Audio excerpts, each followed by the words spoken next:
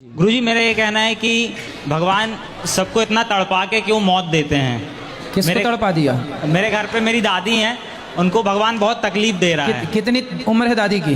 दादी की 80-82 समथिंग है। हाँ, लेकिन तो अभी है दादी? जी हाँ, अभी बिल्कुल मतलब नहीं, भगवान तड़पा रहे हैं कि उनके अपने कर्म तड़पा रहे हैं? अभी तो मुझे नहीं पता उस समय में। भगवान पे कितना सरलता से आपने आरोप लगा दिया। जी हाँ, भगवान तड़पा रहे। भगवान की आपकी दादी से कोई पर्सनल दुश्मनी है? नहीं।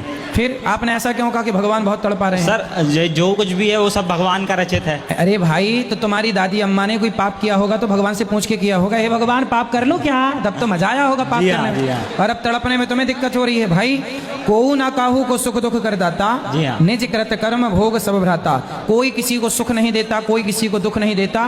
प्रत्येक प्राणी अपने कर्मों का ही फल सुख या दुख के रूप में पाता है। यदि कभी कोई पाप हुआ होगा तो उन्हें मिल रहा है, इसलिए भगवान क्यों दोषी है? भाई, हर चीज में भगवान को दोषी क्यों बनाते हो? आपकी दादी भी दोषी हो सकती है। जी हाँ। हाँ या ना? हो सकती है। तो फिर दादी को दोषी क्यों नहीं बनाया? ईश्वर को क्यों दोषी बना दिया? क्योंकि सब। अरे रुक जा बेटा। हाँ, क्योंकि मेरा ये मानना है कि जो कुछ होता भगवान के बिना नहीं हो सकता। सब कुछ लिखा हुआ है। भाई, सब कुछ लिखा है। गाड़ी में ब्रेक है जो आप गाड़ी चलाते हो? जी हाँ।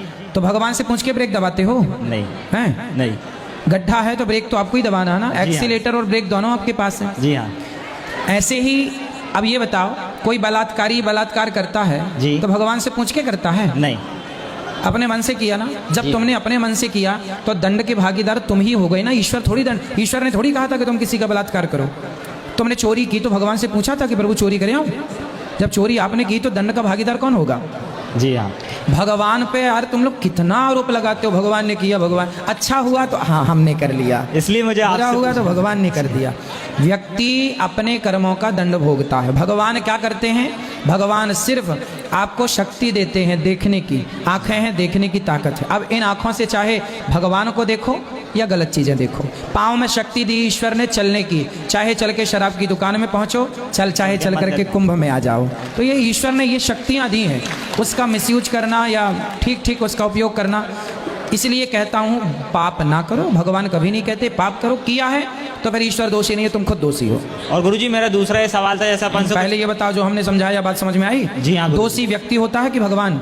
व्यक्ति होता अपने कर्मों के द्वारा। तो अब तो नहीं कहोगे कि भगवान दोषी है? जी नहीं। अब तो नहीं कहोगे भगवान हमारी दादी को बड़ा तड़पा रहे हैं? नहीं गुरुजी। हाँ, ठीक है। और गुरुजी, मेरा दूसरा ये सवाल था, जैसे अपन किसी चीज को पाने के लिए आगे बढ़ रहे हैं और उसमें बहुत सी बाधाएं आती है, अपना मन विचलित हो जाता है, उस पर कैसे कंट्रोल करें? क्या पाना है आपको? तो जैसे अपने कुछ पर्सनल गोल रहते हैं कि मुझे ये करना है, वो करना है, ठीक है। मैं उस पद पे यदि आगे बढ़ रहा हूँ। हाँ, तो बढ़ो ना, क्या दिक्कत आ रही है? तो उसमें बहुत सी बाधाएं आती तो मन विचलित हो जाता है। भाई, बाधाएं तो देखो आएंगी, जिंदगी का नाम ही बाधा है। आपने देखा होगा हॉस्पिटल में ना एक मशीन होती है, वेंटिलेटर में जब लिटाते हैं ना। जी हाँ। उस मशीन का कुछ नाम है, हमें पता नहीं है, लेकिन उसमें लाइनें ऐसी चलती हैं। जी हाँ। जी हाँ। कैसी चलती हैं? ऐसी। यदि सीधी चली जाए तो क्या मतलब होता है? खत्म। हाँ, तो सीधा मतलब डेथ, मृत्यु। आड़ा टेढ़ा का नाम ही जीवन है। उल्टा सीधा ऐसा चलता रहे वही जीवन है। तो जीवन सीधा हो जाए तो मर ना जाए आदमी।